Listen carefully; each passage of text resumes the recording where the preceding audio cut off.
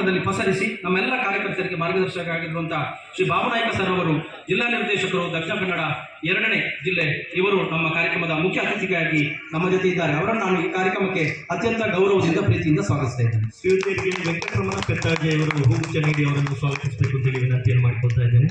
ಈ ಕಾರ್ಯಕ್ರಮದಲ್ಲಿ ನಮ್ಮ ಊರಿನ ನಮ್ಮ ಗ್ರಾಮದ ಪ್ರಥಮ ಪ್ರಜೆ, ಒಂದು ಗ್ರಾಮ ಪಂಚಾಯತ್ ಸಮಾಜಕ್ಕೆ ಏನೆಲ್ಲ ಕೊಡುಗೆಗಳನ್ನು ಕೊಡಬಹುದು, ಒಂದು ವಿಭಿನ್ನವಾಗಿ ಕೊಡುಗೆಗಳನ್ನು ಕೊಡಬಹುದು, ಸಮಾಜಮುಖಿ ಕೆಲಸಗಳನ್ನು ಹೇಗೆ ಮಾಡಬಹುದು ಅನ್ನುವಂಥ ಒಂದು ಕೆಲಸವನ್ನು ಬಹಳ ಮೌನವಾಗಿ ಮಾಡುವಂಥವರು ಶ್ರೀಯುತ ಕೇಶವಡ್ತಲೆ ಅವರು. ಗ್ರಾಮ ಪಂಚಾಯತಿ ಅಧ್ಯಕ್ಷರಾಗಿ ನಮ್ಮ ಧರ್ಮಸ್ಥಳ ಗ್ರಾಮಾಭಿವೃದ್ಧಿ ಯೋಜನೆ ಎಲ್ಲ ಕಾರ್ಯಕ್ರಮಗಳಿಗೆ ತನ್ನ ಸಹಕಾರವನ್ನು ನೀಡುತ್ತಾ ಇವತ್ತು ನಮ್ಮ ಜೊತೆ ಸಮಿತಿಯಲ್ಲಿ ಮತ್ತು ನಮ್ಮ ಈ ಕಾರ್ಯಕ್ರಮದಲ್ಲಿ ಮುಖ್ಯ ಅತಿಥಿಯಾಗಿ ನಮ್ಮ ಜೊತೆ ಕೂತಿದ್ದಾರೆ. ಅವರನ್ನು ನಾನು ಈ ಕಾರ್ಯಕ್ರಮಕ್ಕೆ ಅತ್ಯಂತ ಪ್ರೀತಿಯಿಂದ ಗೌರವದಿಂದ ಸ್ವಾಗತಿಸ್ತಾ ಇದ್ದೇನೆ. ಶ್ರೀಯುತರಿಗೆ ಪುಷ್ಪರಾಜ ಅರಮೂರು ಇವರು ಹೂಗುಚ್ಛ ನೀಡಿ ಅವರನ್ನು ಸ್ವಾಗತಿಸಬೇಕಂತೇಳಿ ವಿನಂತಿ. ನಮ್ಮ ಧರ್ಮಸ್ಥಳ ಗ್ರಾಮ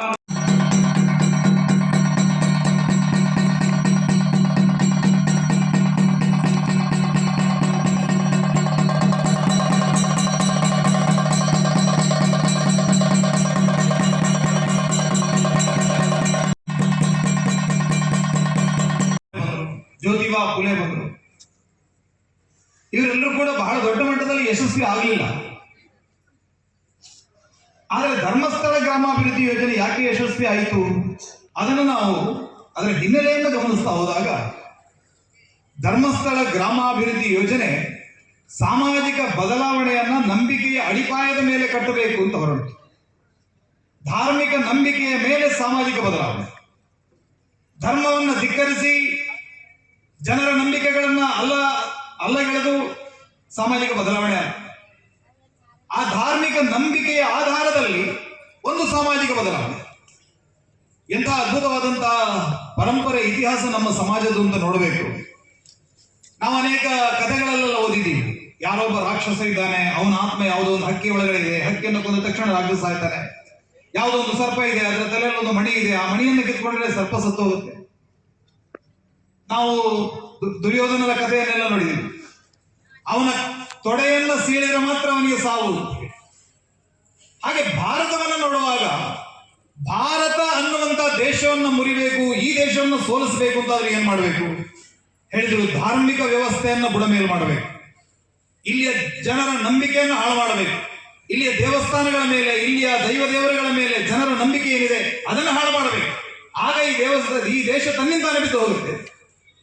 ಅದಕ್ಕಾಗಿ ಅನೇಕ ಪ್ರಯತ್ನಗಳಾಯಿತು.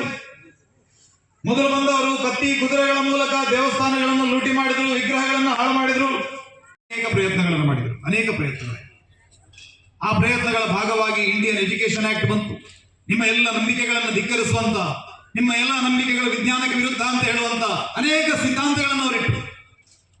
ಕಾಲಕ್ರಮೇಣ 70-80 ವರ್ಷಗಳ ಕಾಲ ಆ ಶಿಕ್ಷಣ ಪದ್ಧತಿಯಲ್ಲಿ ಓದಿ ನಮ್ಮ ಸಮಾಜಕ್ಕೆ ಈ ದೇವರು, ದೈವ, ನಂಬಿಕೆ ಇದೆಲ್ಲ ಬಿಟ್ಟು ಹೋಗಿ ಒಂದು ರೀತಿಯಲ್ಲಿ ಆಧುನಿಕತೆ, ನಾವು ಪ್ರೋಗ್ರೆಸಿವ್, ನಾವು ಫಾರ್ವರ್ಡ್ ಇದ್ದೀವಿ, ನಾವು ಸ್ವಲ್ಪ ಎಲ್ಇಡಿ ಕ್ಲಾಸ್ ಅಲ್ಲಿ ಇದ್ದೀವಿ, ಇದೆಲ್ಲ ಈ ಭಾವನೆ ಇದ್ದವರೆಲ್ಲ ದೇವಸ್ಥಾನದಿಂದ, ದೇವರಿಂದ ದೂರ ಆಗುವಂತಹ ಸ್ಥಿತಿ ನಿರ್ಮಾಣ ಆಯಿತು.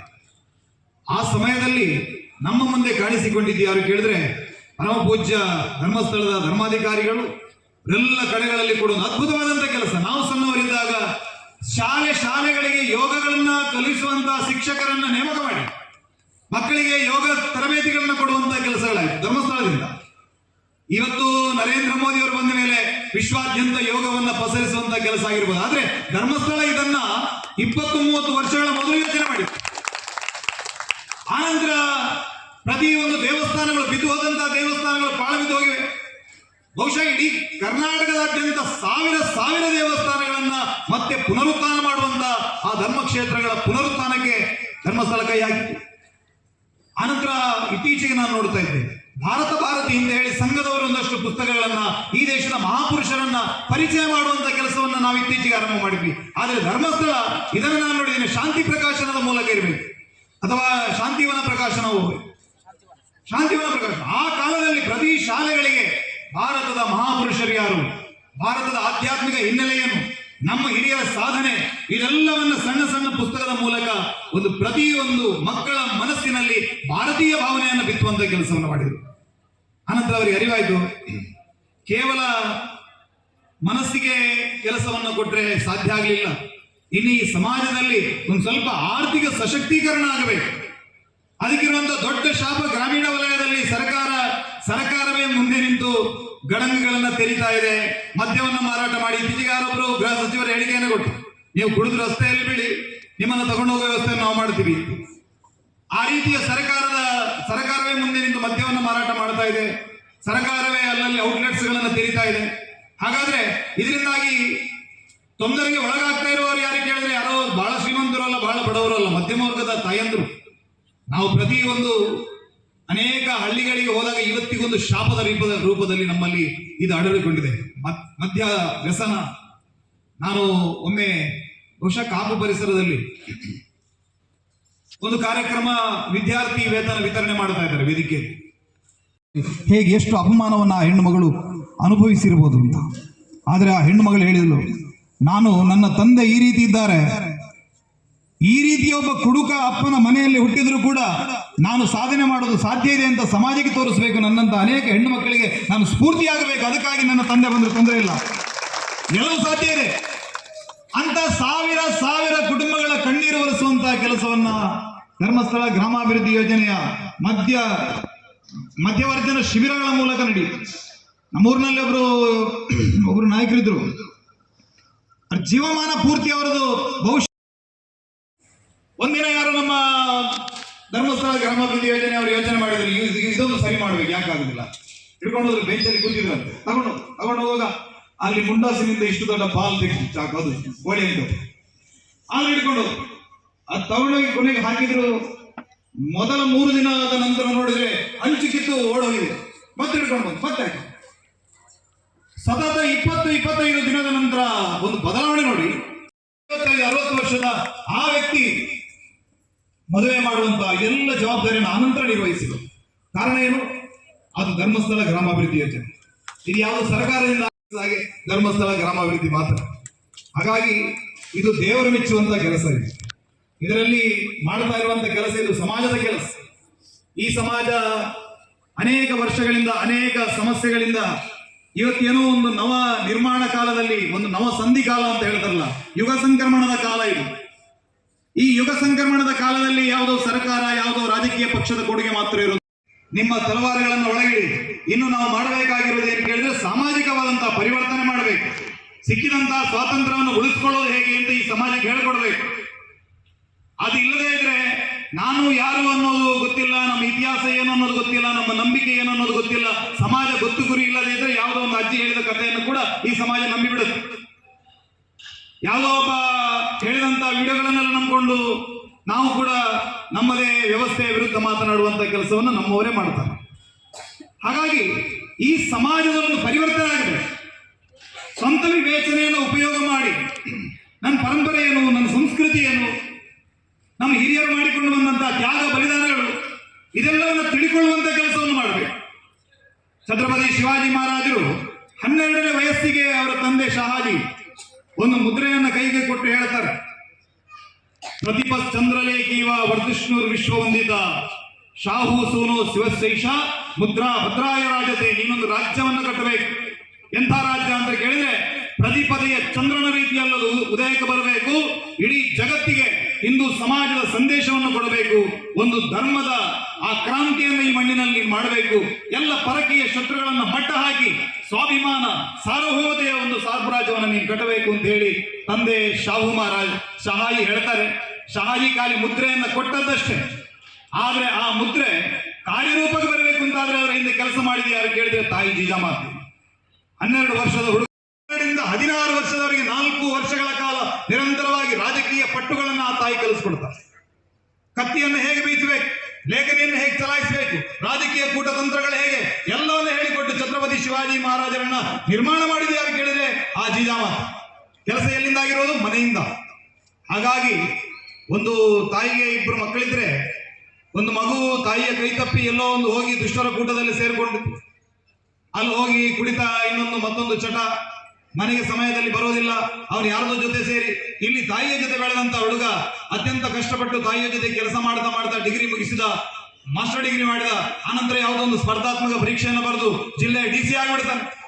ಸಂಸ್ಕಾರ ಇಲ್ಲದಂತ ಯಾವುದೇ ರೀತಿಯಾದಂಥ ಮೋಟಿವೇಶನ್ ಇಲ್ಲದಂತ ಗುರಿ ಇಲ್ಲದಂತ ಮಗ ಎಲ್ಲೋ ಒಂದು ರಸ್ತೆ ಬದಿಯಲ್ಲಿ ಕುಡಿದು ಬಿದ್ದಿರ್ತಾನೆ. ಹಾಗಾಗಿ ಒಂದು ಮಗುವನ್ನ ನಿರ್ಮಾಣ ಮಾಡುವಂತ ಕೆಲಸ ಆಗುವಂಥದ್ದು ಎಲ್ಲಿ ಕೇಳಿದ್ರೆ ಅದು ಮನೆಯಲ್ಲಿ. ಇಲ್ಲಿ ಬಹಳ ದೊಡ್ಡ ಪ್ರಮಾಣದಲ್ಲಿ ನಮ್ಮ ತಾಯಂದಿರಿಗೆ ಬಹಳ ದೊಡ್ಡ ಜವಾಬ್ದಾರಿ ಇದೆ. ಸಮಾಜದಲ್ಲಿ ಯಾವ ಯಾವ ಸಂದರ್ಭದಲ್ಲಿ ತೊಟ್ಟಿಲು ತೂಗಬೇಕು ಆ ಸಂದರ್ಭದಲ್ಲಿ ತೊಟ್ಟಿಲು ತೂಗಿದ್ದಾರೆ, ಕತ್ತಿ ಹಿಡಿಬೇಕಾದಂತ ಸಂದರ್ಭದಲ್ಲಿ ಕತ್ತಿಯನ್ನು ಹಿಡಿದಿದ್ದಾರೆ.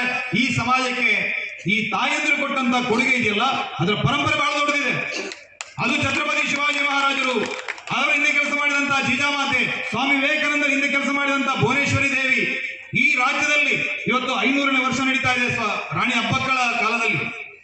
ರಾಣಿ ಅಬ್ಬಕ್ಕ ಆಡಳಿತವನ್ನ ಮಾಡಿ ಈ ದೇಶದಲ್ಲಿ ಮೊತ್ತ ಮೊದಲ ಸ್ವಾತಂತ್ರ್ಯಕ್ಕಾಗಿ ಹೋರಾಟ ಮಾಡಿದಂತ ಮಹಿಳಾ ಹೋರಾಟಗಾರ್ತಿ ಅಂತ ಕರೆಸಿಕೊಂಡಂತ ಉಳ್ಳಾಲದ ರಾಣಿ ಅಬ್ಬಕ್ಕಳ 500ನೇ ಜನ್ಮ ಜಯಂತಿ ಈ ವರ್ಷ ಆಚರಣೆ ಆಗ್ತಾ ಇದೆ. ಆ ರಾಣಿಯ ಪರಾಕ್ರಮ ನೋಡಿ. ಇಡೀ ಪರ್ಷಿಯಾದ ರಾಜ ಶಿಯಾ ಅಬ್ಬಾಸ್ ಹೇಳ್ತಾನಂತೆ, ನನಗೆ ಜೀವನದಲ್ಲಿ ಒಮ್ಮೆ ಆ ರಾಣಿಯನ್ನು ನೋಡಬೇಕು ಅಂತ ಪರಾಕ್ರಮಿ. ನಮ್ಮ ಊರಿನ ಹೆಣ್ಮಗಳು ನಮ್ಮದೇ ರೀತಿಯಲ್ಲಿ ಇದು ಅದನ್ನ ಪಿಯಾತ್ರೋಡ್ ಎಲ್ಲವೆಲ್ಲ ಬಹಳ ಅದ್ಭುತವಾಗಿ ವರ್ಣನೆ ಮಾಡ್ತಾರೆ. ಉಳ್ಳಾಲದಲ್ಲಿ ರಾಣಿಯನ್ನು ನೋಡಬೇಕು ಅಂತ ಹೋಗಿದ್ದ. ರಾಣಿ ಹೇಳಿದ್ರು ಅರಮನೆಯಲ್ಲಿರ, ಅಲ್ಲಿ ಕೆಲಸ ನಡೀತಾ ಇದೆ, ಅಲ್ಲಿದ್ದಾರೆ. ಮಣೇಲ ಸೀಮೆಯಲ್ಲಿ ಯಾವುದೊಂದು ಕೋಟೆ ಅದೇನೋ ಕೆಲಸ ನಡೀತಾ ಇದೆ. ಅಲ್ಲಿ ಹೋಗುವಾಗ ಕೆಲಸದವರ ಜೊತೆ ಕೆಲಸದವರ ರೀತಿಯಲ್ಲೇ ಇದ್ದಾರೆ. ತಲೆ ಮೇಲೆ ಒಬ್ಬ ತತ್ರ ಇಟ್ಕೊಂಡಿದ್ದಾರೆ. ಆಗ ಗೊತ್ತಾಯ್ತು ಅವಳು ರಾಣಿ ಅಂತ ಹೇಳಿ. ನಮ್ಮದೇ ಹಾಗೆ ಬಟ್ಟೆ, ಬಹಳ ಸರಳವಾದಂತ ರಾಣಿ. ಜೋಡು ಅಲಗಿನ ಒಂದು ಕತ್ತಿ ಬಿಟ್ರೆ ರಾಣಿ ಅನ್ನುವಂತ ಯಾವ ಗುರುತು ಇಲ್ಲ. ಕೆಲಸದವರ ಜೊತೆಗೆ ಅಲ್ಲಿ ಮೇಲ್ವಿಚಾರಣೆ ಮಾಡಿಕೊಂಡಿದ್ದಂತೆ ರಾಣಿ ಹಬ್ಬಕ್ಕ. ಆದ್ರೆ ಜಗತ್ತಿನಲ್ಲಿ ಮೂರು ಬಾರಿ ಪೋರ್ಚುಗೀಸರನ್ನ ಮಟ್ಟ ಹಾಕಿ ಅಂತ ಒಂದು ವೈಶ್ವಿಕ ಶಕ್ತಿಯನ್ನ ಎದುರು ಹಾಕೊಂಡಂತ ರಾಣಿ. ಗಂಡನ ಬೆಂಬಲ ಇಲ್ಲ, ಜೊತೆಗೆ ಯಾರೂ ಇಲ್ಲ.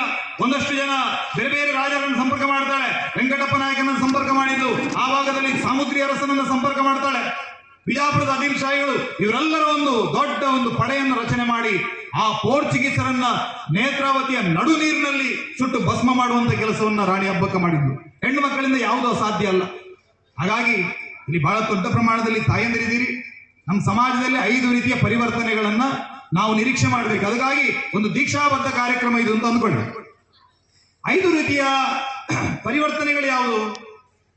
ಮೊದಲ ಪರಿವರ್ತನೆ, ನಾವು ಯಾರು ಅನ್ನೋದನ್ನು ನಾವು ಕಂಡುಕೊಳ್ಳಬೇಕು. ಸ್ವಬೋಧ ಅಂತ ಹೇಳಿದ್ರೆ, ಸ್ವಬೋಧ, ನಾವು ಯಾರು, ನಮ್ಮ ಪರಂಪರೆ ಏನು, ನಮ್ಮ ಪರಂಪರೆ ಜಗತ್ತಿನಲ್ಲಿ ಏನು. ಜಗತ್ತಿನಲ್ಲಿ ಹೇಳ್ತಾರೆ, ಅನ್ನುವಂಥವನು ಜಗತ್ತಿನ ಇತಿಹಾಸವನ್ನು ದಾಖಲೆ ಮಾಡ್ತವನು, ನಾಗರಿಕತೆಯ ಕಥೆಗಳು ಅಂತ ಹೇಳಿ ದೊಡ್ಡ ಸಂಪುಟವೇ ಬರೆದಿದ್ದಾನೆ.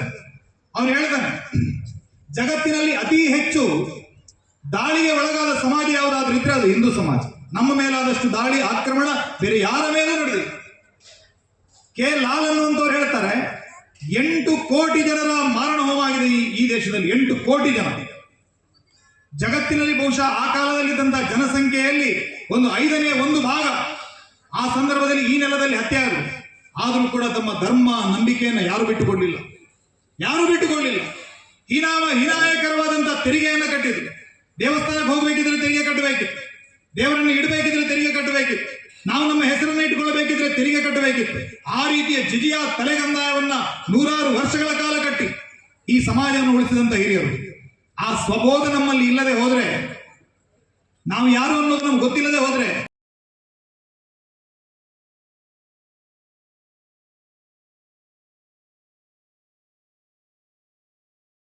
ಗುರು ಗೋವಿಂದ ಸಿಂಗ್ರು ಕತ್ತಿ ಎತ್ತುಕೊಂಡು ಯುದ್ಧವನ್ನು ಮಾಡಿದ್ರು. ಅವರ ಸಣ್ಣ ಮಕ್ಕಳು ಜೋರಾವರ್ ಸಿಂಗ್ ಮತ್ತು ಫತೇಹ್ ಸಿಂಗ್ 2 ಮಕ್ಕಳು. ಸರಿಗಿಂದನ ನವಾಬ ವಜೀರ್ ಖಾನ್ ಅವರನ್ನ ಕನ್ವರ್ಟ್ ಮಾಡಬೇಕಂತ ಬಹಳ ಪ್ರಯತ್ನ ಮಾಡಿದ. ಅವ್ರನ್ನ ಕನ್ವರ್ಟ್ ಮಾಡ್ಲಿಕ್ಕೆ ಆಗ್ಲಿಲ್ಲ. ಕೊನೆಗೆ ಆ ಮಕ್ಕಳನ್ನ ಜೀವಂತವಾಗಿ, ಆ ಮಕ್ಕಳನ್ನ ಗೋಡೆ ಕಟ್ಟಿ ಆ ಮಕ್ಕಳನ್ನ ಜೀವಂತವಾಗಿ ಸಮಾಜ ಮಾಡುವಂತ ಕೆಲಸವನ್ನ ಶತ್ರುಗಳು ಮಾಡಿದರು. ಸ್ವಬೋಧ ಆ ಮಕ್ಕಳ ಒಳಗಡೆ ಜಾಗೃತ ಆಗಿತ್ತು. ನನ್ನ ಪರಂಪರೆ ಯಾವುದು? ನನ್ನ ಪರಂಪರೆ ಗುರು ಗೋವಿಂದ್ ಸಿಂಗ್ರ ಪರಂಪರೆ, ತೇಗ್ ಬಹದ್ದೂರವರ ಪರಂಪರೆ, ಎಂತೆಂತ ಋಷಿ ದದೀಚಿಗಳ ಪರಂಪರೆ, ಮನೀಷಿಗಳ ಪರಂಪರೆ ಇದು. ನಾನು ನನ್ನ ಧರ್ಮವನ್ನು ಅಷ್ಟು ಸುಲಭಕ್ಕೆ ಬಿಟ್ಟುಕೊಳ್ಳೋದಿಲ್ಲ. ನನ್ನ ಸಮಾಜ, ನನ್ನ ಧರ್ಮ, ನನ್ನ ಸಂಸ್ಕೃತಿ, ನಮ್ಮ ಹಿರಿಯರು, ನಮ್ಮ ಇತಿಹಾಸ, ಇದೆಲ್ಲದರ ಬಗ್ಗೆ ಮಕ್ಕಳಿಗೆ ನೀವು ತಿಳಿ ಹೇಳಬೇಕು. ನಿಮಗೆ ಆ ಸಾಮರ್ಥ್ಯ ಇಲ್ಲ ಅಂತಾದ್ರೆ, ನೀವು ಅದ್ರ ಬಗ್ಗೆ ತಿಳ್ಕೊಳ್ಳಿಲ್ಲ ಅಂತಾದ್ರೆ, ಒಂದು ಕೆಲಸ ಮಾಡಿ, ಮನೆಗೆ ಒಂದು 20 ಪುಸ್ತಕಗಳನ್ನು ತರಿಸ್ಕೊಳ್ಳಿ. ಆ 20 ಪುಸ್ತಕಗಳನ್ನು ತರಿಸಿಕೊಂಡು ಮನೆಯಲ್ಲಿ ಒಂದು ಸಣ್ಣ ಗ್ರಂಥಾಲಯ ಮಾಡಿ, ಶಾಲೆಯ ಎಲ್ಲ ಕೆಲಸವನ್ನು ಮುಗಿದ ಮೇಲೆ ಒಂದು 2 ಗಂಟೆಗಳ ಕಾಲ ನಮ್ಮ ಇತಿಹಾಸದ ಬಗ್ಗೆ, ನಮ್ಮ ದೇಶದ ಬಗ್ಗೆ, ನಮ್ಮ ಧರ್ಮದ ಬಗ್ಗೆ ನಮ್ಮ ಮಕ್ಕಳು ಓದಬೇಕು. ಯಾರೇ ಕೂಡ ನಮ್ಮ ಧರ್ಮದ ಬಗ್ಗೆ ಪ್ರಶ್ನೆ ಮಾಡಿದ್ರೆ ಅದಕ್ಕೆ ಉತ್ತರ ಕೊಡುವಂತ ಒಂದು ಸಮರ್ಥವಾದಂತ ಮಕ್ಕಳು ನಮ್ಮ ಮನೆಯಲ್ಲಿ ಇರಬೇಕು. ಆ ರೀತಿಯ ಒಂದು ಮನೆಯಲ್ಲಿ ಸ್ವಬೋಧವನ್ನು ಮೂಡಿಸುವಂತಹ ಕೆಲಸವನ್ನ ಮಾಡಿ, ಗ್ರಾಮದಲ್ಲಿ ಸೀಮೆಯ ದೇವಸ್ಥಾನ ಮಲ್ಲಿಕಾರ್ಜುನ ದೇವರಿದ್ದಾರೆ. ಇಲ್ಲಿ ಆಗುವಂತಹ ಜಾತ್ರೆಗಳಿಗೆ ನಾವೆಷ್ಟು ಜನ ನಮ್ಮ ಮಕ್ಕಳನ್ನು ಕಳಿಸ್ತೀವಿ. ಇಲ್ಲಿ ನಡೆಯುವಂತ ಎಷ್ಟು ಕೆಲಸಗಳಿಗೆ ಸ್ವಯಂ ಸೇವಕರಾಗಿ ನಮ್ಮ ಮಕ್ಕಳು ಭಾಗವಹಿಸ್ತಾರೆ. ಅವನಿಗೆ ನಾಡಿದ್ದು ಪರೀಕ್ಷೆ ಇದೆ, ಅವನು ಬರೋದಿಲ್ಲ, ಅವನಿಗೆ ಓದೋದಿಕ್ಕೆ. ನಾವು ಯಾರು ಆ ಓದುವ ಮಕ್ಕಳನ್ನ ಈ ಕೆಲಸಗಳಿಗೆ ಕಳಿಸಬಾರದು ಅಂತ ನಿರ್ಣಯ ಮಾಡಿದ್ವಿ. 20-25 ವರ್ಷದವರೆಗೆ ಆ ಮಗು ಯಾವಾಗ ತಮ್ಮ ಒಂದು ಅಮೂಲ್ಯವಾದಂತಹ ಕಾಲ, ಈ ಸಮಾಜವನ್ನ ಗ್ರಹಿಸಿಕೊಳ್ಳಬೇಕಾದಂತ ಕಾಲ, ಆ ಕಾಲದಲ್ಲಿ ಆ ಮಕ್ಕಳನ್ನ ಮನೆಯ 4 ಗೋಡೆಯ ಮಧ್ಯೆ ಸೀಮಿತ ಮಾಡಿಬಿಡ್ತೀವಿ. ಆ ಕಾರಣಕ್ಕಾಗಿ ನಮ್ಮ ದೊಡ್ಡ ಪೀಳಿಗೆ ಇವತ್ತು ಈ ಧರ್ಮ, ದೇಶ, ಈ ಎಲ್ಲ ವಿಚಾರಗಳಿಂದ ದೂರ ಆಗ್ತಾ ಇದ್ದಾರೆ. ಇದರ ಪರಿಣಾಮ ಮಾತ್ರ ಭವಿಷ್ಯದಲ್ಲಿ ಬಹಳ ಘೋರ ಇದೆ. ಅದಾಗಬಾರದು ಅಂತಾದ್ರೆ ನಾವೆಲ್ಲ ಕೂಡ ಗ್ರಾಮದ ದೇವರು, ಗ್ರಾಮದ ದೈವ, ಕುಟುಂಬದ ದೈವ, ತರವಾಡು ಮನೆ, ಇಲ್ಲೆಲ್ಲ ಕಡೆಗಳಲ್ಲಿ ಕೂಡ ಮಕ್ಕಳನ್ನ ಕರ್ಕೊಂಡು ಹೋಗಬೇಕು. ನಾವು ಮಾತ್ರ ಬರೋದಲ್ಲ, ನಮ್ಮ ಮಕ್ಕಳು ಕೂಡ ಕಾರ್ಯಕ್ರಮಗಳಿಗೆ ಬರಬೇಕು. ಆ ಮಕ್ಕಳಿಗೆ ಧರ್ಮದ ಬಗ್ಗೆ ತಿಳಿ ಹೇಳುವಂತ ಕೆಲಸವನ್ನು ಮಾಡಬೇಕು. ಇದಕ್ಕೆ ಏನ್ ಹೇಳಿದ್ರು, ಇದಕ್ಕೆ ಸ್ವಬೋಧ ಅಂತ ಹೇಳಿದ್ರು. ನಮ್ಮತನವನ್ನ ಜಾಗೃತ ಮಾಡುವಂತ. ಯಾವಾಗ ನಮ್ಮತನ ಜಾಗೃತ ಆಗತ್ತೆ, ಆಗ ನಮ್ಮದಲ್ಲದ ಯಾವ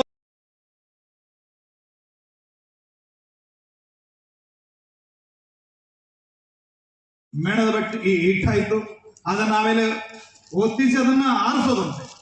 ನಾವು ಟಿವಿ ಸೀರಿಯಲ್ಗಳಲ್ಲೆಲ್ಲ ನೋಡ್ತೀವಿ, ಯಾರೋ ಒಬ್ಬ ಸತ್ರೆ ಅದನ್ನ ಹೇಗೆ ಸಾಂಕೇತಿಕವಾಗಿ ಹೇಗೆ ಹೇಳ್ತಾರೆ ಹೇಳಿ, ಒಂದು ದೀಪ ಆರೋಯ್ತು ಅಂದ್ರೆ ತೀರ್ಕೊಂಡ. ನಮ್ಮ ಮಕ್ಕಳು ಹುಟ್ಟಿದ ದಿನ ನಾವೇನೋ ದೀಪವನ್ನು ಆರಿಸುವಂತಹ ಪರಂಪರೆ ನಮ್ಮಲ್ಲಾಗಿದೆ ಈಗ.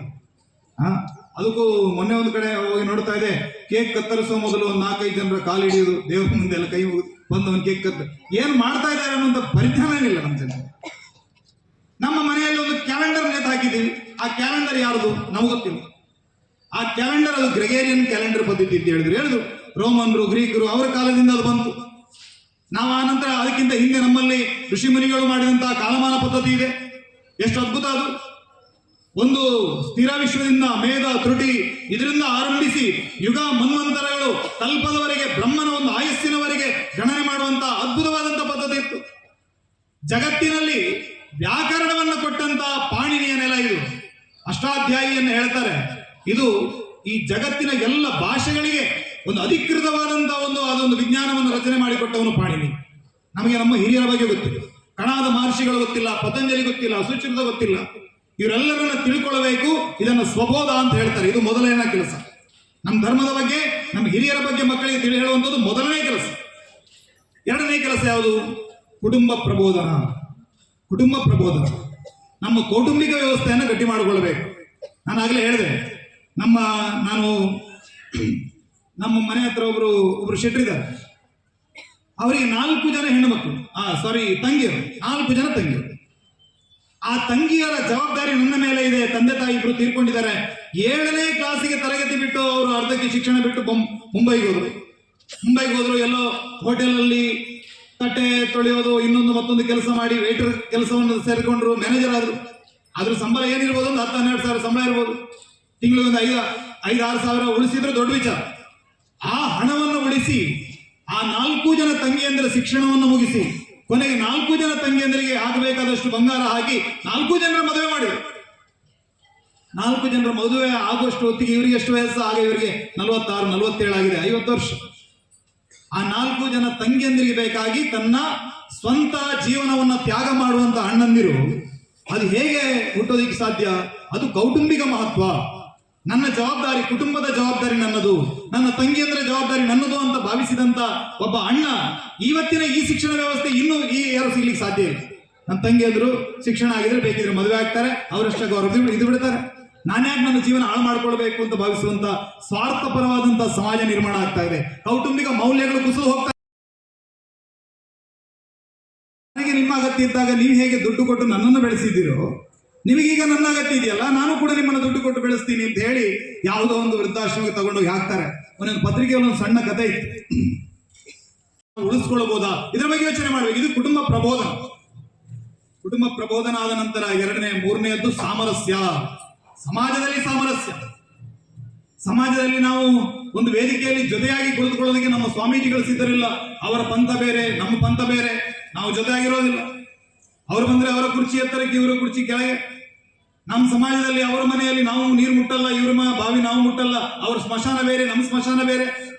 ನಮ್ಮನ್ನು ಸುಮ್ಮನೆ ಬಂದು ಬ್ರಿಟಿಷರು 300 ವರ್ಷ ಆಳಿದಲ್ಲ. ಅವ್ರಿಗೆ ಗೊತ್ತಿದೆ ಈ ಸಮಾಜದಲ್ಲಿ ಎಷ್ಟೆಲ್ಲ ಒಡಕುಗಳಿದೆ ಅಂತ. ಅದಕ್ಕೊಂದು ಸ್ವಲ್ಪ ಸಿಡುಮದ್ದನ್ನ ಇಟ್ರೆ ಈ ಸಮಾಜ ಬ್ಲಾಸ್ಟ್ ಆಗಿಬಿಡುತ್ತೆ. ಯಾವುದೇ ಸಂದರ್ಭದಲ್ಲಿ ಬ್ಲಾಸ್ಟ್ ಆಗಿಬಿಡುತ್ತೆ. ನಮ್ಮನ್ನ ಕಚ್ಚಾಡಿಸಬೇಕು ಅಂತಾದ್ರೆ ಯಾರಿಗೆ ಹೆಚ್ಚು ಗೊತ್ತೇ ಇಲ್ಲ. ಜಾತಿ ಹೆಸರಲ್ಲಿ ಕಚ್ಚಾಡ್ತೀವಿ, ಭಾಷೆ ಹೆಸರಲ್ಲಿ ಕಚ್ಚಾಡ್ತೀವಿ, ಊರುಗಳಲ್ಲಿ ಕಚ್ಚಾಟ ಇದೆ, ರಾಜಕೀಯದ ಹೆಸರಲ್ಲಿ ಕಚ್ಚಾಟ ಇದೆ. ಈ ಸಮಾಜವನ್ನು ಸರಿಪಡಿಸಬೇಕಲ್ಲ, ಬಹಳ ಮುಂದಕ್ಕೆ ಹೋಗ್ಬೇಕು. ಒಂದು ಕಡೆಯಲ್ಲಿ ಏನಾಯ್ತು, ಒಂದು ಬಸ್ ಕೆಟ್ಟು ನಿಂತೋಯ್ತು. ಡ್ರೈವರ್ ಹೇಳ್ದ, ಎಲ್ಲರೂ ಕೆಳಗಿಳಿರಿ, ಹಿಂದಿಂದ ದೂಡಿ, ಸ್ವಲ್ಪ ಮುಂದಕ್ಕೆ ಹೋದ್ರೆ ಜರ್ಕಲ್ಲಿ ಸ್ಟಾರ್ಟ್ ಆಗುತ್ತೆ. ಕೆಳಗಿಳಿದು ಒಂದಷ್ಟು ಜನ ಹೋಗಿ ಹಿಂದಿನಿಂದ ದೂಡೋದಕ್ಕೆ ಹೋದ್ರು. ಒಂದು ಜನ ನೋಡಿದ್ರು, ಅದೆಲ್ಲ ಇವ್ರು ಗೌಡ್ರು ಇದಾರೆ, ನಾವು ಈ ಕಡೆಯಿಂದ ದೂಡೋಣ. ಒಂದು 20 ಜನ ಬಂದ್ರೆ ಈ ಕಡೆಯಿಂದ ದೂಡೋದಕ್ಕೆ ಶುರು ಮಾಡಿದ್ರು. ಅಲ್ಲಿ ಬಂದ್ರು, ಇಲ್ಲ ಅಲ್ಲಿ ಸ್ವಲ್ಪ ಬಿಲ್ಲವರು ಇದ್ದಾರೆ, ನಾವೆಲ್ಲ ಬಂಟರು ಆ ಕಡೆಯಿಂದ ದೂಡೋಣ. ಕಡೆಗೆ ಬ್ರಾಹ್ಮಣರು ಹೇಳಿದ್ರೆ, ಅವರೆಲ್ಲ ಶೂದ್ರ ಹೇಳಿದ್ರೆ ನಾವು ಎದರಿಂದ ದೂಡೋಣ. 4 ಕಡೆಯಿಂದ ಎಲ್ಲರೂ ದೂಡ್ತಾ ಇದ್ದಾರೆ. ಒಂದು ಬಸ್ ಅನ್ನು 4 ಕಡೆಯಿಂದ ಎಲ್ಲರೂ ದೂಡಿದ್ರೆ ಎಲ್ಲೂ ಹೋಗುತ್ತೆ ಬಸ್ ಸಂಜೆವರೆಗೆ ಅಲ್ಲೇ ಇತ್ತು. ಕೊನೆಗೆ ಅವ್ರ ಡ್ರೈವರ್ ಹೇಳಿದ್ರು, ಮೂರ್ಖರ, ನೀವೆಲ್ಲರೂ ಸೇರಿ ಒಂದು ಕಡೆಯಿಂದ ದುಡಿದ್ರೆ ಎಲ್ಲರೂ ಹೋಗ್ತೇವೆ ನಾವು. ಎಲ್ಲಿದ್ರೆ ನಾವು ಇನ್ನು 10 ದಿನ ದುಡಿದ್ರೆ ಏನೂ ಆಗಲ್ಲ.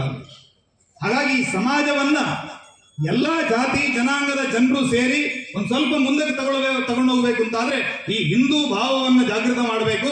ನಾವೆಲ್ಲರೂ ಭಾರತೀಯರು ಅನ್ನುವಂತಹ ಭಾವನೆಯನ್ನ ಜಾಗೃತ ಮಾಡಿಕೊಳ್ಬೇಕು. ನಾವು ಒಟ್ಟಾಗ್ಬೇಕು, ಜೊತೆ ಆಗ್ಬೇಕು. ಒಂದು ಕಾಲದಲ್ಲಿ ನಮ್ಮ ಮನೆಯ ಒಳಗಡೆ ಅನೇಕ ವರ್ಗದ ಜನರನ್ನು ಬಿಡ್ತಾರೆ, ಉಪೇಕ್ಷಿತ ಬಂಧುಗಳು ಇವತ್ತಿಗಿದ್ದಾರೆ. ನಾವೇ ಪೂಜೆ ಮಾಡುವಂತ ಮಲ್ಲಿಕಾರ್ಜುನ, ನಾವೇ ಪೂಜೆ ಮಾಡುವಂತ ದೈವದೇವರಿಗೆ ಅವರು ಪೂಜೆ ಮಾಡ್ತಾರೆ. ಯಾರೋ ಒಬ್ಬ ಜಾನುವಾರು ತಿನ್ನೋರನ್ನ ಮನೆಯೊಳಗಡೆ ಬಿಟ್ಕೊಳ್ತೀವಿ. ಯಾವುದೋ ಒಂದು ಅಡಿಗೆ ವ್ಯಾಪಾರಿಗೆ ಬಂದ ನಮ್ಮ ಮನೆಯ ಅಡಿಗೆ ಕೋಣೆಯೊಳಗೆ ಹೋಗಿ ಬರ್ತಾನೆ. ನಮ್ಮ ಸಮಾಜದ ಬಂಧುಗಳನ್ನು ಅಂಗಳಕ್ಕೆ ಬರೋದಕ್ಕೆ ಬಿಡೋದು. ಈ ರೀತಿಯ ಸಾಮಾಜಿಕ ದೋಷಗಳನ್ನು ಇಟ್ಟುಕೊಂಡು ಯಾವ ಸಮಾಜವನ್ನು ಕಟ್ಟೋದು ನಾವು? ಈ ರೀತಿಯ ಸಾಮಾಜಿಕ ದೋಷಗಳನ್ನು ನಾವು ಇಟ್ಕೊಂಡ್ರೆ ನಾವು ಚಂದ್ರಲೋಕಕ್ಕೆ ಹೋದ್ರೆ ಆಚೆ ಹೋಗಿ ಏನ್ ಮಾಡೋದೇನಿದೆ? ನಾವು ಸಮಾಜದಲ್ಲಿ ಒಂದು ಬದಲಾಗ್ತಾ ಇರುವಂತಹ ಕಾಲಘಟ್ಟದಲ್ಲಿ, ಹಿರಿಯರ ಕಾಲದಲ್ಲಿ ಏನೋ ಆಗಿ ಹೋಗಿದೆ, ಇನ್ನಾದ್ರೂ ಕೂಡ ಸರಿಯಾಗಬೇಕು. ಸರಿ ಆಗದೆ ಹೋದ್ರೆ ಈ ಸಮಾಜಕ್ಕೆ ಭವಿಷ್ಯ ಇಲ್ಲ. ಹಾಗಾಗಿ ಸಾಮಾಜಿಕ ಸಾಮರಸ್ಯವನ್ನು ಮಾಡಬೇಕು ನಾವು. ಇದು 3ನೇ ಕೆಲಸ. 4ನೇ ಕೆಲಸ ಯಾವುದು ಕೇಳಿದ್ರೆ ಪರ್ಯಾವರಣ. ನಾವೆಲ್ಲ ಈ ಸುಳ್ಯ ಭಾಗದಲ್ಲಿ ಯಾವುದೋ ಗದ್ದೆಯ ಬದುವಿನಲ್ಲಿ ಗದ್ದೆಯ ಕೆಲಸವನ್ನು ಮುಗಿಸಿ ಆ ತೋಡಿನಲ್ಲಿ ಹೋಗುವಂತ ನೀರನ್ನು ತೆಗೆದು ಕುಡಿಯುವಂತ ಕಾಲ ಇತ್ತು. ಇವತ್ತು ಕುಡಿದ್ರೆ ನಿಮಗೆ ಕ್ಯಾನ್ಸರ್ ಗ್ಯಾರಂಟಿ. ನೀವು ಕುಡಿಯೋದಕ್ಕೆ ಹೋಗಬೇಡಿ, ಸಾಧ್ಯ ಇಲ್ಲ. ನಮ್ಮ ಗದ್ದೆಗಳಿಗೆ ಅಷ್ಟು ವಿಷ ಹಾಕಿದ್ದೇವೆ, ಅಷ್ಟು ಮೈತುತ್ತು ಹೊಡೆದಿದ್ದೇವೆ. ರೋಗರ್ನಂತ ಕೆಮಿಕಲ್. ಇವತ್ತು 2,000 ಕೋಟಿಯ ಹಾಳೆ ತಟ್ಟೆಯ ವ್ಯವಹಾರವನ್ನು ಭಾರತ ಮಾಡ್ತಾ ಇತ್ತು. ಈಗ ಇಲ್ಲ, ಎಲ್ಲ ನಿಲ್ಲಿಸಿಬಿಟ್ರು. ಭಾರತದ ಹಾಳೆ ತಟ್ಟೆಗಳು ನಮಗೆ ಬೇಡ. ಯಾಕೆ? ಭಾರತದ ಹಾಳೆಯ ತಟ್ಟೆಗಳಿಂದಲೇ ಕ್ಯಾನ್ಸರ್ ಬರ್ತಾ ಇದೆ. ಯಾಕಂದ್ರೆ ರೋಗರ್ನಂತ ಕೆಮಿಕಲ್ಗಳನ್ನು ನಮ್ಮ ತೋಟ ಹೊಡಿತಾ ಇದ್ದಾರೆ. ಅದು ಅಮೆರಿಕದಲ್ಲೇ ಬ್ಯಾನ್ ಆಗಿರುವಂತ ಕೆಮಿಕಲ್ ಎಂಡೋಸಲ್ಫಾನ್. ಈ ಭಾಗದಲ್ಲಿ ನೆಟ್ಟಣಿಗೆ, ಮುಟ್ನೂರು, ಸರ್ಕಾ ಈ ಎಲ್ಲ ಭಾಗಗಳಿಗೆ ಹೋದ್ರೆ ಒಂದೊಂದು ಮನೆಯಲ್ಲಿ 3 ಜನ ಅಂಗವಿಕಲ ಮಕ್ಕಳಿದ್ದಾರೆ. ಬಟೆಂಡ ಒಂದು ಭಾಗ ಇದೆ ಪಂಜಾಬ್ನಲ್ಲಿ ಹೋದ್ರೆ, ಬಟೆಂಡ ಅನ್ನೋದು ನಿಮ್ಗೆ ಆಶ್ಚರ್ಯ ಆಗ್ಬೋದು. ಇಡೀ ಪಂಜಾಬ್ನಲ್ಲಿ ಹಸಿರು ಕ್ರಾಂತಿಯಲ್ಲಿ ನಂಬರ್ 1 ಆಗಿದ್ದಂತಹ ಜಿಲ್ಲೆ ಅದು ಬಟೆಂಡ. ಇವತ್ತು ಪರಿಸ್ಥಿತಿ ಹೇಗಿದೆ ಅಂದ್ರೆ ಪ್ರತಿ ಮನೆಯಲ್ಲಿ 3-4 ಜನ ಕ್ಯಾನ್ಸರ್ ಪೇಷಂಟ್ಗಳು. ಆವತ್ತು ಅವರು ಹಾಕಿದಂತ ಗೋಧಿಗೆ ಹಾಕಿದಂತ ಆ ರಸಗೊಬ್ಬರ ಹೊಡೆದಂತ ಆ ಕೀಟನಾಶಕ ವಿಷಗಳಿಂದಾಗಿ ಮನೆಯಲ್ಲಿ ಸಾಯ್ತಾ ಇದ್ದಾರೆ. ಬಟೆಂಡ ಟು ಬಿಕನೇರ್ ಕ್ಯಾನ್ಸರ್ ಎಕ್ಸ್ಪ್ರೆಸ್ ರೈಲನ್ನು ಓಡಿಸುವಂತಹ ಅನಿವಾರ್ಯತೆ ಅಲ್ಲಿ ಸರ್ಕಾರಕ್ಕೆ ನಿರ್ಮಾಣ ಆಗಿದೆ. ಇದು ಪಂಜಾಬ್ನ ಸ್ಥಿತಿ. ನಮ್ಮ ಕೃಷಿ ಹಾಳು ಮಾಡ್ಕೊಳ್ತಾ ಇದೀವಿ, ಮರಗಿಡಗಳನ್ನು ಹಾಳು ಮಾಡ್ಕೊಳ್ತಾ ಇದೀವಿ.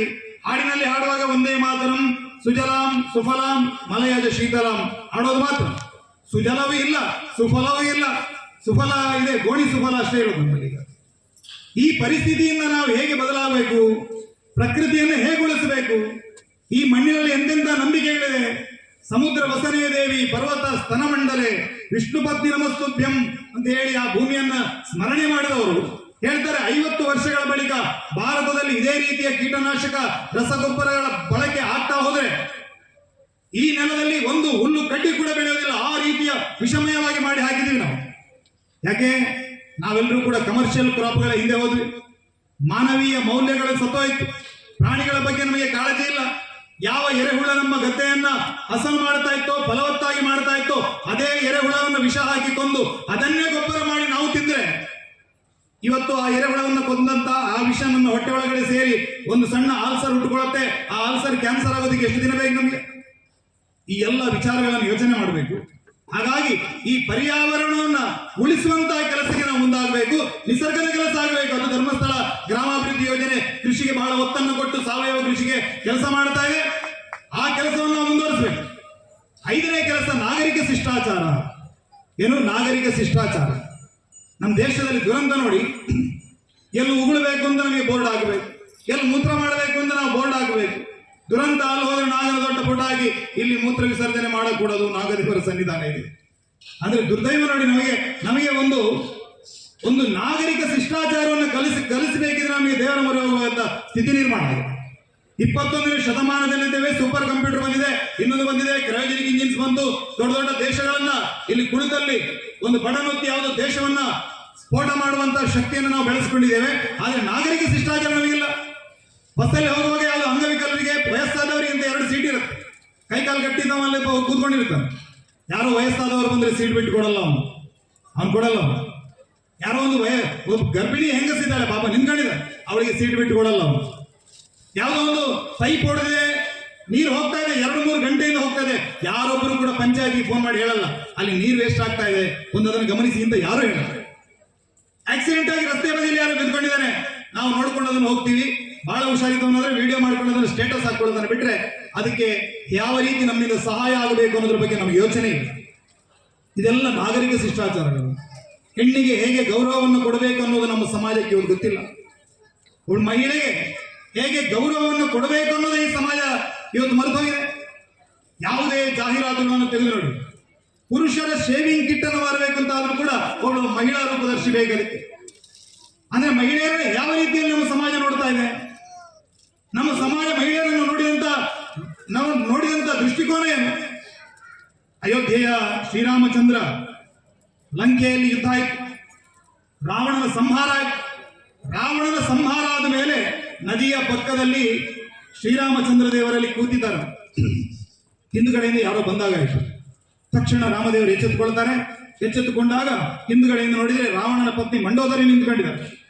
ತಕ್ಷಣವೇ ರಾಮದೇವರನ್ನ 5-6 ಅಡಿ ದೂರ ಹೋಗಿ ನಿಂತ್ಕೊಂಡ್ರು, ಮೈಯಲ್ಲಿರುವಂತಹ ಶಲ್ಯಗಳನ್ನು ಸರಿ ಮಾಡಿದ್ರು. ಆ ತಾಯಿಗೆ ಕೈ ಮುಗಿದ್ರು, ಅಮ್ಮ ನಿನ್ನ ಗಂಡ ತೀರ್ಕೊಂಡಿದ್ದಾನೆ ಯುದ್ಧದಲ್ಲಿ, ವೈಧವ್ಯದ ವೇದನೆಯಲ್ಲಿ ನೀನಿದೀಯ, ಈ ಹೊತ್ತಲ್ಲಿ ಈ ರಣಭೂಮಿಗೆ ಬರುವಂತಹ ಅನಿವಾರ್ಯತೆ ಬಂತು ಅಂತ ಹೇಳಿ ಮಂಡೋದರಿ ಕೇಳಿದಾಗ ಮಂಡೋದರಿ ಹೇಳ್ತಾಳೆ, ನನ್ನ ಗಂಡ ತ್ರಿವೇದ ಪಾರಂಗದ ಆ ಶಂಕರನ ಆತ್ಮಲಿಂಗವನ್ನೇ ವಶ ಮಾಡಿಕೊಂಡು ನವಗ್ರಹಗಳನ್ನು ತಗೊಂಡು ಬಂದು ಮೆಟ್ಟಿಲಿಗೆ ಹಾಕಿದ್ದಾನೆ, ದೇವತೆಗಳನ್ನು ತಂದು ಕಂಬಕ್ಕೆ ಕಟ್ಟಿ ಹಾಕಿದಂತ ಮಹಾಪುರುಷ, ಅಂತ ವರಾಟ್ಯ ಪರಾಕ್ರಮಿ. ಆದ್ರೆ ಅಂತ ರಾವಣ ಒಬ್ಬ ಸಾಮಾನ್ಯರಲ್ಲಿ ಸಾಮಾನ್ಯನಾದಂತ ರಾಮನ ಎದುರು ಸೋತು ಹೋದ್ನಲ್ಲ. ನನ್ನ ಗಂಡನಲ್ಲಿ ಇಲ್ಲದೆ ಇರುವಂತದ್ದು ಈ ರಾಮನಲ್ಲಿ ಏನಿದೆ ಅನ್ನೋದನ್ನು ನೋಡಬೇಕು ಅಂತ ಬಂದೆ ಅನ್ನೋ ಮಾತನ್ನು ಅವಳು ಹೇಳ್ತಾಳೆ, ನನ್ನ ಗಂಡ ಯಾರೋ ಒಬ್ಬ ಅನ್ಯ ವ್ಯಕ್ತಿಯ ಪತ್ನಿಯ ಮೇಲೆ ಆಸೆಯನ್ನು ಪಟ್ಟು ಅವಳನ್ನು ಅಪಹರಣ ಮಾಡಿಕೊಂಡು ಬಂದು ಇಲ್ಲಿ ಬಂಧನದಲ್ಲಿ ಇಟ್ಟಿದ್ದ. ಆದರೆ ಅದೇ ರಾಮ ನಾನು ಹತ್ತಿರ ಬಂದಾಗ ನನ್ನ ನೆರಳು ತನ್ನ ಮೇಲೆ ಬಿದ್ದದನ್ನು ಕೂಡ ಸಹಿಸಿಕೊಳ್ಳಿಲ್ಲ, ದೂರ ಹೋಗಿ ನಿಂತ್ಕೊಂಡು ನನಗೆ ನಮಸ್ಕಾರವನ್ನು ಮಾಡಿದ. ನನ್ನ ಗಂಡನಲ್ಲಿ ಆ ಚರಿತ್ರೆ ಇಲ್ಲದೆ ಹೋಯಿತು. ನನ್ನ ಎಲ್ಲ ವಿದ್ಯೆ, ನನ್ನ ಗಂಡನಲ್ಲಿದ್ದಂತ ಎಲ್ಲಾ ವಿದ್ಯೆಗಳು ಕೂಡ ರಾಮನ ಈ ಚರಿತ್ರೆಯ ಎದು ನನ್ನ ಎಲ್ಲ ಗಂಡನ ವಿದ್ಯೆಗಳು ನಿಷ್ಫಲ ಆಗೋದು. ನಿಜವಾಗಿ ಬೇಕಿರುವಂಥದ್ದು ಯಾವುದಂದ್ರೆ ಈ ರೀತಿಯ ಚರಿತ್ರೆ. ಆ ಚರಿತ್ರೆ ರಾಮನ ಫೋಟೋವನ್ನ, ಛತ್ರಪತಿ ಶಿವಾಜಿ ಮಹಾರಾಜರ ಫೋಟೋವನ್ನ ಬೈಕಿಗೆ ಅಂಟಿಸಿಕೊಂಡ ತಕ್ಷಣ ಚರಿತ್ರೆ ಬರೋದಿಲ್ಲ. ಆ ಚರಿತ್ರೆಯನ್ನ ನಮ್ಮ ಜೀವನದಲ್ಲಿ ನಾವು ಅಳವಡಿಸಿಕೊಳ್ಬೇಕು. ತಾಯಂದಿರಿಗೆ ಹೇಗೆ ಗೌರವವನ್ನು ಕೊಡಬೇಕು, ಮಹಿಳೆಯರ ಜೊತೆ ನಮ್ಮ ವ್ಯವಹಾರ ಹೇಗಿರಬೇಕು, ಇದೆಲ್ಲವನ್ನು ಕೂಡ ಸಮಾಜ ಜಾಗೃತವಾಗಿ ಈ ಸಮಾಜದಲ್ಲಿ ಅದನ್ನು ರೂಢಿಗೆ ತರಬೇತಿ ಕೆಲಸ ಆಗಬೇಕು. ಈ 5 ಬದಲಾವಣೆಗಳು ನಮ್ಮ ಸಮಾಜದಲ್ಲಿ ಆಯಿತು ಅಂತಾದ್ರೆ ಸಮಾಜ ತನ್ನಿಂತಾನೆ ಎಚ್ಚೆತ್ತುಕೊಳ್ಳುತ್ತೆ. ಈ ದೇಶ ಭವ್ಯವಾದಂತಹ ಭಾರತ ಆಗುವುದರಲ್ಲಿ, ಜಗದ್ಗುರು ಭಾರತ ಆಗುವುದರಲ್ಲಿ ಯಾವುದೇ ತೊಂದರೆ ಇಲ್ಲ. ಭಾರತ ಜಗದ್ಗುರು ಆಗಬೇಕು, 5 ಟ್ರಿಲಿಯನ್ ಎಕಾನಮಿ ಆಗಬೇಕು ಅಂತ ಹೇಳಿ ನಾವೆಲ್ಲರೂ ಸೋಮಾರಿಗಳಾಗಿ ಮನೆಯಲ್ಲಿ ಮಲಗಿದ್ರೆ ಅದಾಗೋದಿಲ್ಲ. ದಯವಿಟ್ಟು ಈ ದೇಶ ಸೋನೆ ಕಿ ಚಿಡಿಯಾ ಅಂತ ಹೇಳ್ತಾರಲ್ಲ, ಬಂಗಾರದ ಹಕ್ಕಿಯಿಂದ ಈ ದೇಶವನ್ನು ಕರೀತಾ ಇದ್ರಲ್ಲ, ಅದು ಯಾವಾಗ ಅಂತ ಹೇಳಿದ್ರೆ ಕೈಗಾರಿಕೆಗಳು ಅಥವಾ ಯಾವುದೋ ಕಟ್ಟಡ ನಿರ್ಮಾಣಗಳು, ಇನ್ಫ್ರಾಸ್ಟ್ರಕ್ಚರ್ ನಿಂದ ಈ ದೇಶ ಬಂಗಾರದ ಹಕ್ಕಿ ಆಗಿದ್ದಲ್ಲ.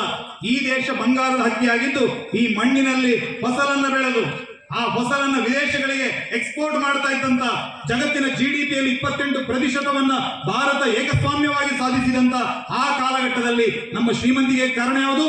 ನಮ್ಮ ಕೃಷಿ ಬದುಕು, ನಮ್ಮ ಹಿರಿಯರು ಮಾಡಿದಂತ ತ್ಯಾಗ, ನಮ್ಮ ಹಿರಿಯರು ಮಾಡಿದಂತ ಪರಿಶ್ರಮ. ಅವರು ತಮ್ಮ ಬೆವರನ್ನ ಈ ನೆಲಕ್ಕೆ ಹರಿಸಿದ ಕಾರಣಕ್ಕಾಗಿ ಈ ದೇಶ ಶ್ರೀಮಂತವಾಗಿತ್ತು. ಮತ್ತೊಮ್ಮೆ ಆ ಶ್ರೀಮಂತವಾದಂತಹ ಶ್ರಮ ಸಂಸ್ಕೃತಿ ಭಾರತದಲ್ಲಿ ಅರಳಿ ನಿಲ್ಲಬೇಕು.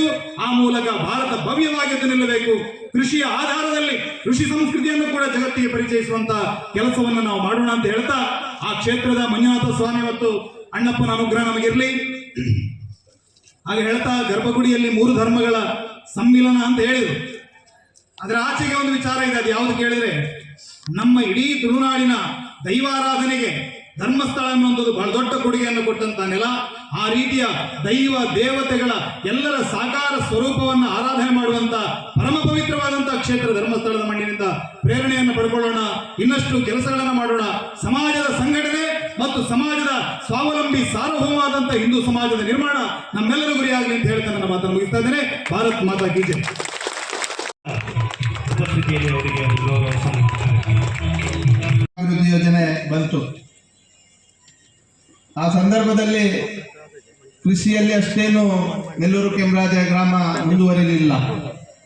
ಆದರೆ 15-20 ಸೆನ್ಸ್ಗಿಂತ ಅಷ್ಟು ಇರುವಂಥ ರೈತರು ಸಹ ಒಂದಷ್ಟು ತಮ್ಮ ಮನೆಯಲ್ಲಿ ಪ್ರಗತಿ ಬಂಧು ಸ್ವಸಹಾಯ ಸಂಘಗಳ ಮೂಲಕ ಕೃಷಿಯನ್ನು ಮಾಡಿದರೆ, ಮಹಿಳೆಯರು